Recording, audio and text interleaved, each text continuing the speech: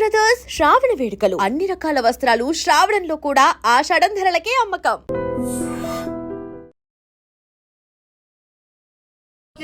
బయట లాక్ చేస్తుంది, లోపల లాక్ చేస్తుంది, యువతలతో లోపల కనెక్ట్ ఉంటుంది. అవతలతో తీరు ఎప్పుడు అవతలతో లాక్ తీసేస్తుంది, లోపల నుంచి లాక్ తీసేది చాలా గుర్తుతోటి. డ్రైవర్ బాబు ఎప్పుడే డ్యూటీ తెచ్చారు, అకాల కోసం తాటికెళ్ళి టెంపుల్ తెచ్చారు, అక్కడే అక్కడ అవుతానండి. అక్కడ పెద్ద అక్కడ ఏం జరుగుతుంది ఇంత దారుణంగా పిల్లలతో పాటు? ఏం జరిగిందమ్మా తెలియదమ్మా. నేను హైదరాబాద్లో ఉంటాను. మా అమ్మ నాకు బాగోదు. మా మమ్మీ పేషెంట్, ఆవిడ చూసుకోవడానికి వస్తుంటాను 2 నెలలకు 3 నెలలకు ఒకసారి. నిన్న వచ్చి 3 రోజులు అయింది. 4వ రోజు నాడు ఈ వార్త అండి. నిన్న ఏమైందో తెలియదమ్మా. పిల్లలు మా తమ్ముడు డ్యూటీ నుంచి వచ్చి 7:30 ఫోన్ చేశాడు మా చెల్లికి. నాతో మాట్లాడు, మా చెల్లితో మాట్లాడతాడు. చిన్న అమ్మని వదిన్ని పిల్లలు ఇద్దరిని చంపేశారమ్మా. ఎవరు అంటున్నా అన్నిటికి ఎవ్వరు చుట్టుపక్కల రాలేదండి. శవాల మధ్యన ఒక్కడు దొరుకుతున్నాడు. అమ్మ అనుకుంటా. అప్పుడు పెద్ద పిల్ల మా చిన్న చెల్లి వచ్చి మళ్ళీ మా పక్కింటి కుర్రని పంపించాను, అక్కడ ఏం జరిగిందో చూడరా బాబు అంటే వచ్చి చూసిన తర్వాత అత్త నేను రమ్మందంటే మళ్ళీ తీసుకొని వెళ్ళి యా బాబు అంటే అక్క నా పిల్లల్ని చంపేశారు, అక్క నా భార్యను చంపేశారని. 3 శవాల్ని, ఇక్కడ ఒక భార్య, ఇక్కడ ఒక పిల్ల, అక్కడ ఒక పిల్ల అండి చంపేశారండి. అంతే, మాకేం అడటం లేదండి. ఆ నిందితుడు ఎవరో పట్టుకొని చూపెట్ట.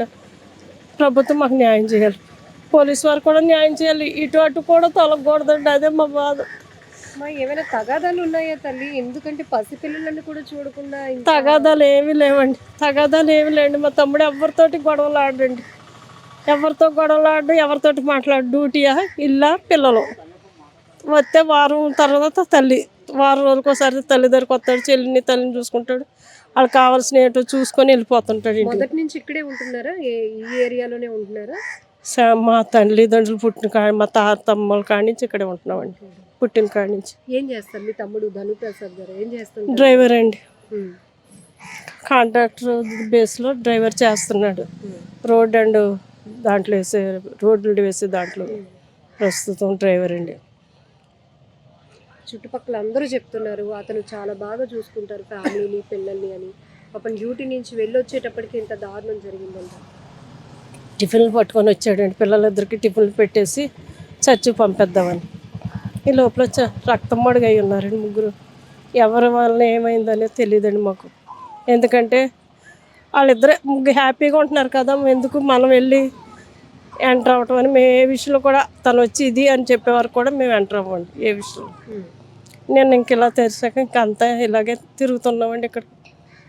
అదండి, ఇంకంతే జరిగిందండి. మాకు ఒక్కటే అండి, న్యాయం కావాలంతే. తల్లిని బిడ్డల్ని పోగొట్టుకున్నాడండి. ఇంకా అతను ఏం చేస్తాడండి? అతని మీద నిందలు చేస్తున్నారు.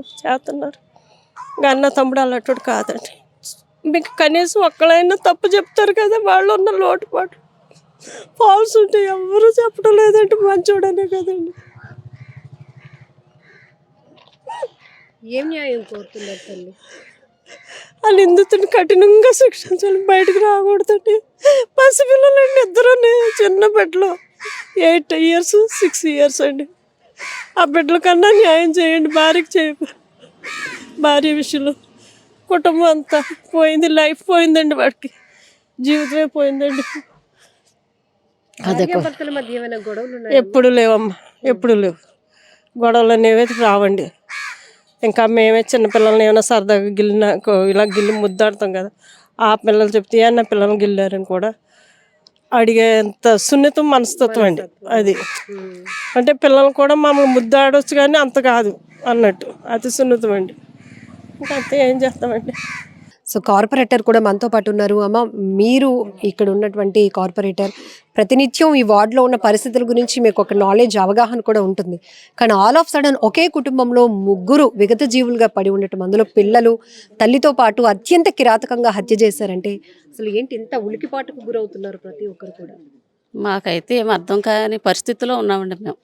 అసలు 3 కూడా అంత ఘోరంగా చేయవలసిన అవసరం ఎవరికి వచ్చిందో కూడా మాకు అర్థం అవ్వట్లేదండి. ఆ చంటి బిడ్డలు ఏం చేశారండి వాళ్ళని? చంటి బిడ్డలు పసిగందులు అన్యం పుణ్యం ఎరగని పిల్లలు ప్రతి ఒక్కళ్ళ కంట నీరండి.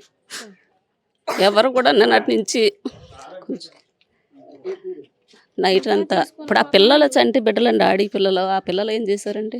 ప్రతి ఒక్కరు కూడా ఈ జనం కూడా ఆందోళన పరిస్థితిలో ఉన్నారు. ఏం మాట్లాడాలో కూడా అర్థం అవ్వట్లేదు. ఇప్పుడు మాకు ఇక్కడ జనాలు కూడా భయభ్రాంతులు అయిపోయారండి. ఇప్పటి వరకు మేము నైట్ 12 అయినా 1 గంట అయినా బయట పిల్లలు ఆడుకుంటారు, బయట పల్లెలు పడుకుంటారు. విశాలంగా ఉన్నాయి వీధులు కూడా. ఎవరో ఎప్పుడు కూడా భయం లేదండి మాకు. ఎన్ని సంవత్సరాల నుంచి ఇక్కడ జీవిస్తున్నామండి, ఎప్పుడు మాకు భయం అన్నది మాకు లేదు. తల్లి ఈ స్ట్రీట్ లైట్ వెలుగుతుందా? వెలుగుతాయండి. ఇంత అసలు లైట్లు suspense గా ఉంది అసలు మిస్టరీ. లైట్లు వెలగడం అది ఏం లేదండి. కాకపోతే మాకు ఇటు సైడ్ జగన్ లేఅవుట్ వచ్చిందండి. ఆ జగన్ లేఅవుట్ వచ్చిన తర్వాత వెనకాల స్ట్రీట్ లైట్లు, ఆ రోడ్డు మెయిన్ రోడ్డు మీద లైట్లు లేవండి, చీకటి అంధకారం. నేను కౌన్సిల్లో 2-3 సార్లు చెప్పానండి. కౌన్సిల్ మీడియా కూడా నేను 2-3 సార్లు యాక్సిడెంట్లు అయిపోయాయండి. ఇప్పుడు ఎవరు పట్టించుకోవట్లేదో ఎందుకు అది మేము తెలియజేసినా సరే లారీలు రోడ్డు చివరినే ఆగుతూ ఉంటాయి.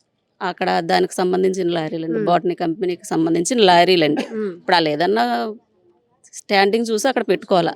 జనాలు నడిచి రోడ్డుని అలా బ్లాక్ చేయడం అన్నది కరెక్ట్ కాదు కదండి. ఇప్పుడు యాక్సిడెంట్లు అవుతున్నాయి, వాళ్ళు ఎవరో మాకు తెలియరు. ఎక్కడెక్కడి నుంచో వచ్చి ఇక్కడ నైట్ అంతా ఉంటున్నారు.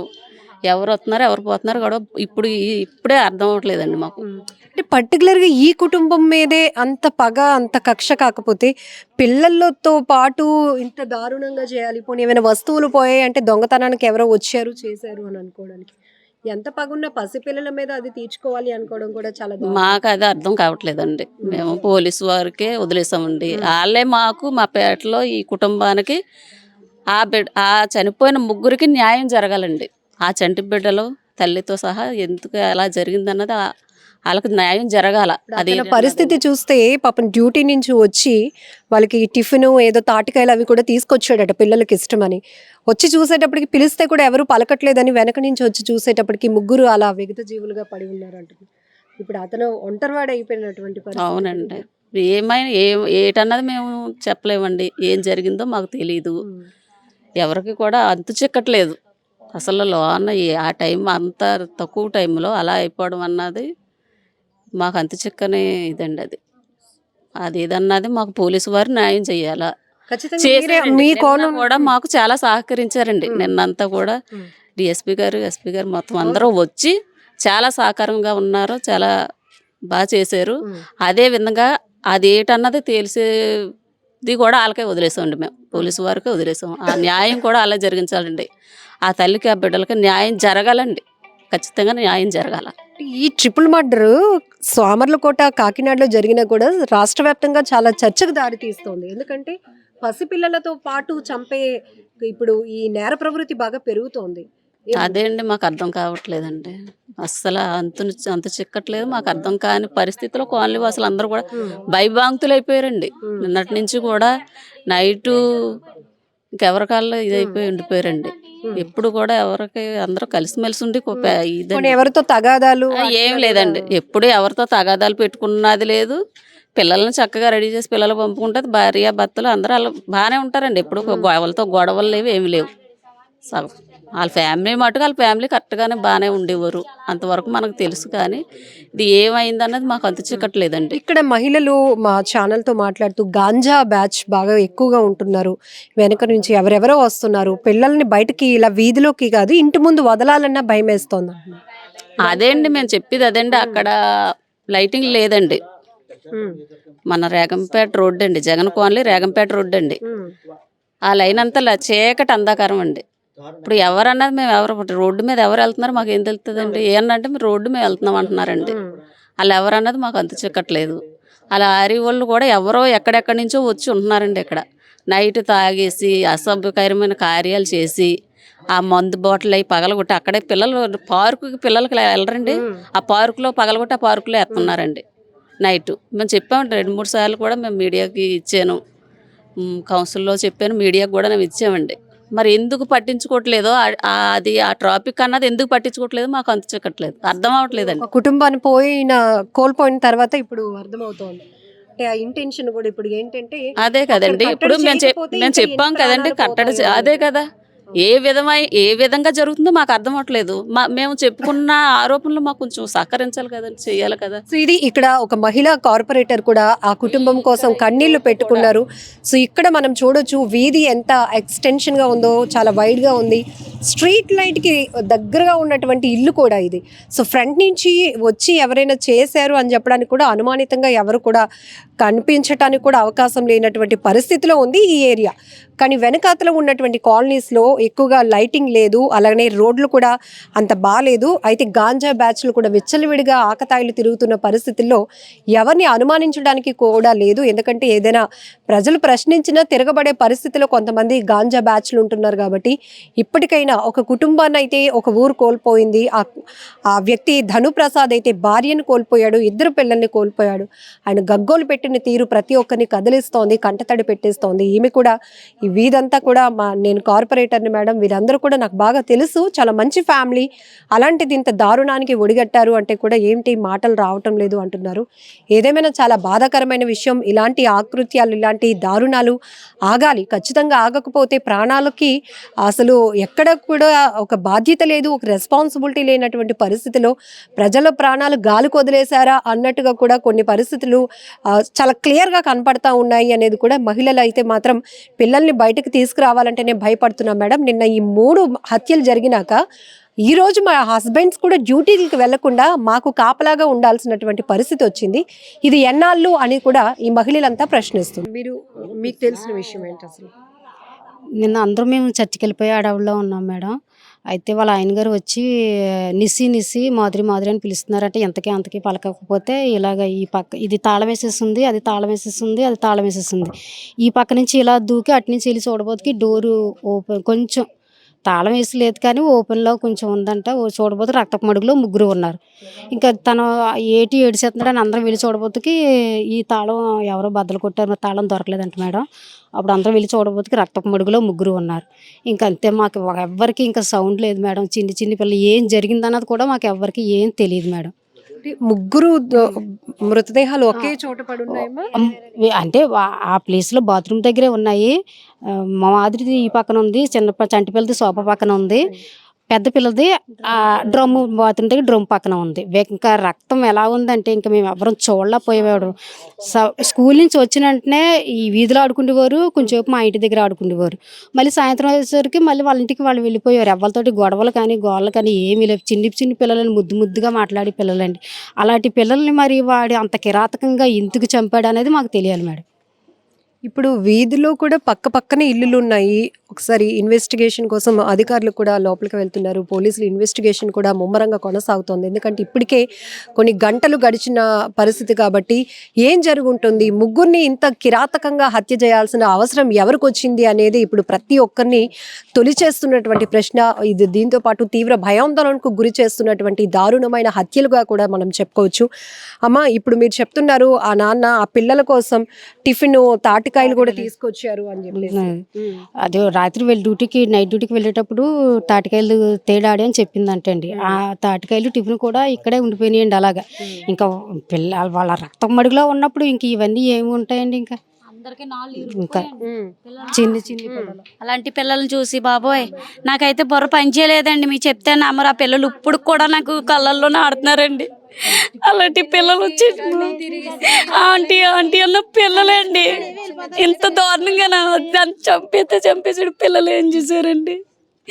నేను అదే గుమ్మలో పడుకుంటానండి. అలా డాడీ అమ్మ తాటికలు తెమ్మన్నారు, టిఫిన్ తెమ్మన్నారు, మీరు ఇక్కడే ఉండి చూడలేపారని ఎంత ఏడ్చాడండి. చాలా దారుణం అండి. అలాంటి ఏదో చూపించాలండి.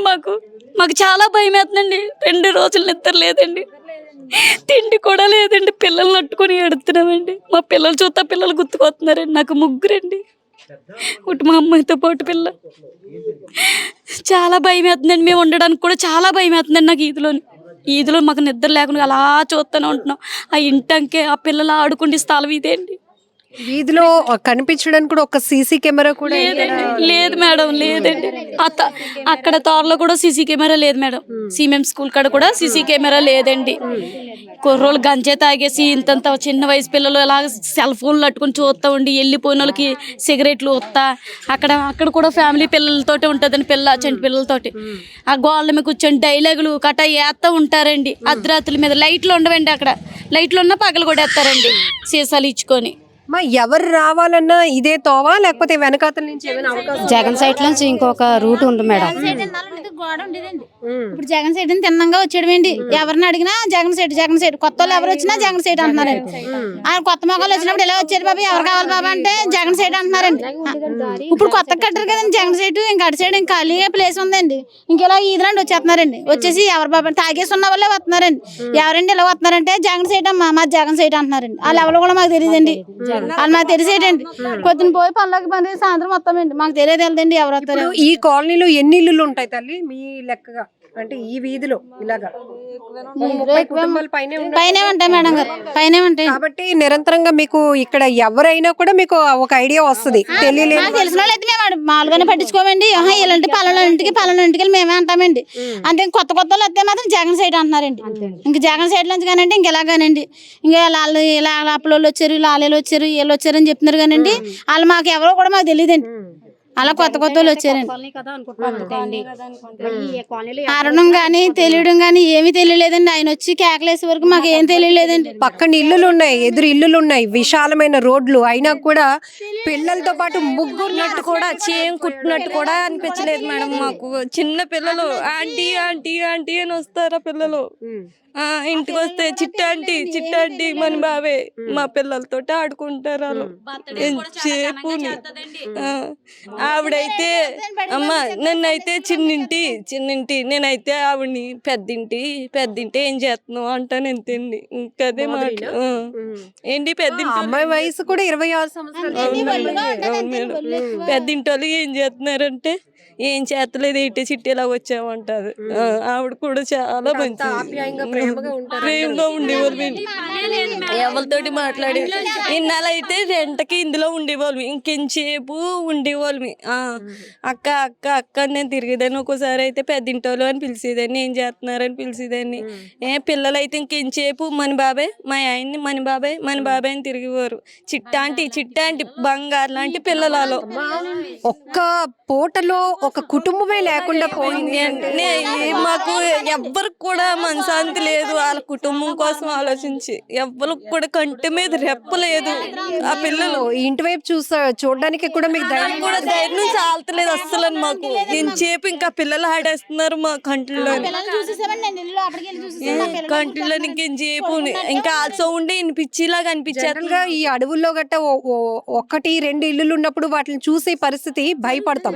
కానీ ఇంత వీధి, ఇంత విశాలమైన రోడ్లు ఖాళీగా ఉన్నాయండి, చెట్లు చేమలు ఉన్నాయండి, గూపుగా ఉందండి. ఇదేమన్నా ఖాళీగా ఉందండి. అయినా భయం వేసిందండి పిల్లల కోసమేంటి. పిల్లల కోసం చాలా భయంగా ఉందండి అమ్మగారు. పిల్లల కోసం చాలా బాధగా ఉంది, భయంగా. వేరే ఇళ్ళకి వెళ్ళి పడుకున్నారు మేడం. రాత్రి కూడా మా ఆయన గారు డ్యూటీకి మానేసి పిల్లలు అల్లిపోతున్నారు అనేసి డాడీ రోజు స్కూల్కి వెళ్తున్నాం కదా డాడీ రోజు స్కూల్కి ఒకటే ఆటోలో కలిసి వెళ్తున్నాం కదా డాడీ, ఒక స్కూల్లో చదువుకుంటున్నాం కదా డాడీ. అలాగ డాడీ ప్రైజ్ నిసి డాడీ రేపొద్దున ఎగ్జామ్ డాడీ, మాకు ప్రైజ్కి నిసికి మాకు ఎగ్జామ్ డాడీ. రోజు ఒక ఆటోలోనే వెళ్ళొస్తున్నాం కదా డాడీ, నాకు భయం వేస్తుంది డాడీ అనేసి రథరత్మాల పిల్లలు ఏడిపోయింది. రాత్రి పిల్లలకి జ్వరం వచ్చేసి వాళ్ళ అన్న కూడా డ్యూటీ మానిపించేసి ఇంట్లోనే పడుకున్నాడండి రాత్రి కూడాను. అసలు నిన్న అత్త వాళ్ళ పిల్లలు కూడా అలాగే ఏడుతా ఉన్నారు మేడం. మా పిల్లలు వాళ్ళ పిల్లలు ఒకటే స్కూల్ మేడం. ఒక సోక ఆటోలోనే వెళ్ళొస్తారండి. అంటే ఇంక పిల్లలు ఆడుకుంటారు, చెల్లో పొలమంటే తిరుగుతూ ఉంటారు, అన్నీ చేస్తారండి. అన్నీ బాగానే ఉన్నాయి మేడం. ఇప్పుడు మీరంటే అసలు ఇప్పుడు కూడా అసలు కళ్ళల్లోనే మెదిలిపోతున్నారు మేడం పిల్లలు. ఏంటంటే ఇప్పుడు మాకు కూడా నా పిల్లల కోసమే న్యాయం కావాలి మేడం. మాకు కూడా రక్షణ కావాలండి.